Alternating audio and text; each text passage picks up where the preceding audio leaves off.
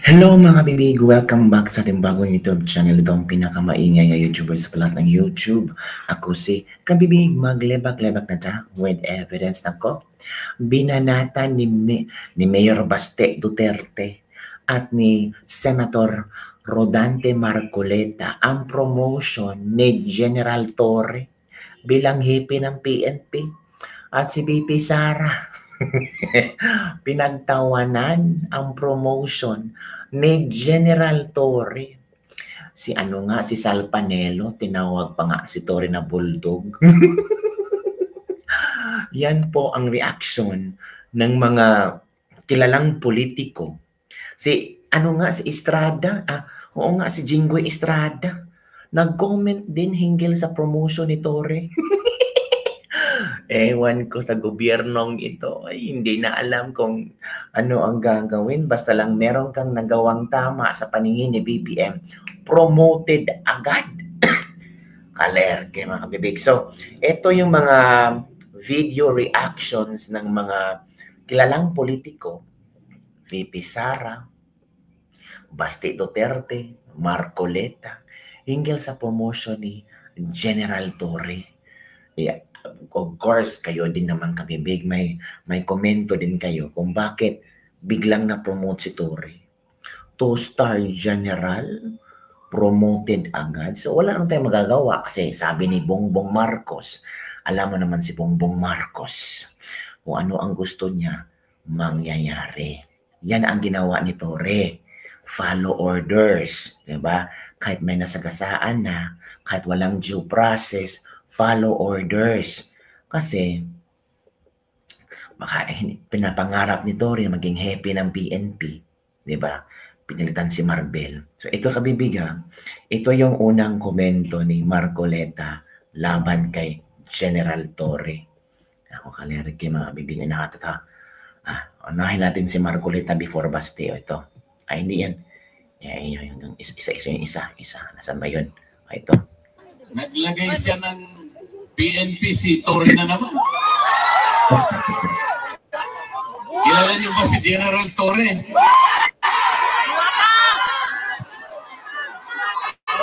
Si General Torre, bakit siya yung nagtanggap na representative ng Interpol? Hindi totoo yun sapagkat kung totoo na nakipag-cooperate ang Interpol sa ating bansa, dapat sana nakausap niya siguro yung Pangulo ng Pilipinas o kaya yung DILG Secretary. Ngunit wala naman tayong nakita na representative ng Interpol na pumunta sa Maynila. Meron ba kayong nakita?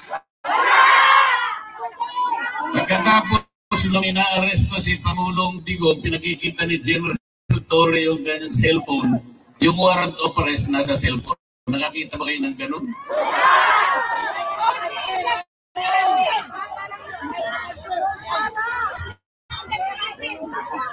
Hindi po ganun ang pagsisilbi ng warrant of arrest. Dapat po yung representative ng Interpol ang pumunta sa Maynila, dala-dala niya yung physical copy ng warrant of arrest. Ganon po yung paraan, hindi po pinakikita sa cellphone. Yun pong counterpart ng Interpol sa Maynila, ito yung PCTC. Ito yung executive director ng itong dapat hindi nagpakita. Ang kanilang ginamit ay General Torre na walang kapangyarihan magsilbi ng warrant of arrest. Wala rin siyang kapangyarihan na bumasa ng Miranda warnings. Bakit siya na naman ang na-appoint na PNP? PNP chief. So, ang buong akala ko, pag pinagtatanggal mo, pinag-resign mo lahat, ang miyembro ng iyong gabinete, tanggalin mo na silang lahat, pumili ka na lang na mas magaling. O hindi naman natin totoo eh. So, yun mga kabibig, yun ang reaksyon ni Marcoleta. Di ba? Klaro si BBM dramatic lang talaga. Tanggal-tanggal sa kabinete pero hindi pala nangyayari. Grabe ang banat ni Marcoleta kay Torre. Ito din, ang banat ni Baste Duterte para kay General Torre. Makinig ka, Torre, ha? Ito yung banat ni Baste para sa iyo. Ako, ito na, makinig tayo. Government ngayon is not based on merit, but tingnan nyo, ano nangyari?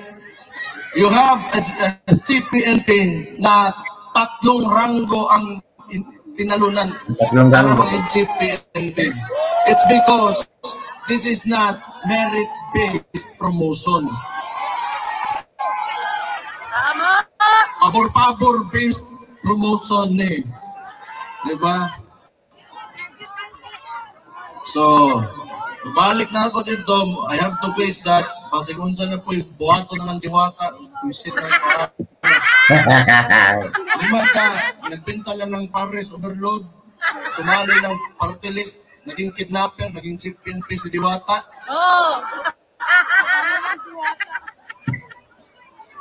Si Raulo. Pero alam niyo, tingin ko, pag magkuha yan ng neuro exam, di yan makapasar. Buang talaga yan. Nobody in the right mind would do what he did. Yung sinakay na si PRT sa aeroplano because he is a police officer. He knows the due process.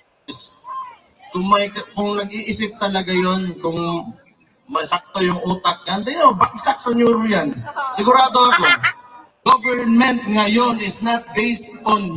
So yun, kabibig, ang reaksyon ni Baste Duterte na kung take ng neuro exam si